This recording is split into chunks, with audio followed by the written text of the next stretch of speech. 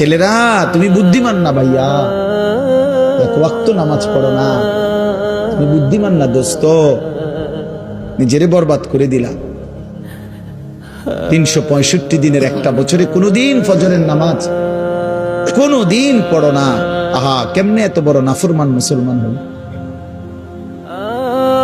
খোদার 20 বছর ধরে, 25 বছর ধরে, 10 বছর ধরে যে নারী কোনদিন পর্দা করে না, আহা, সে মুসলিম নারী হলো কিভাবে? সে মুসলমানের মেয়ে হলো কেন? যে মেয়ে পরের ছেলের সাথে, পরের পুরুষের সাথে অবৈধ সম্পর্ক করে, হারাম সম্পর্ক করে, ওই অসভ্য নির্লজ্জ বেহায়া নারী সে মুসলমানের মেয়ে হয় কেন? মুসলমানের কন্যা হয় কেন? এজন্য বেপর্দা নারী মনে রাখবেন, বেহায়া নারী, কোন বেপর্দা নারী নারী না।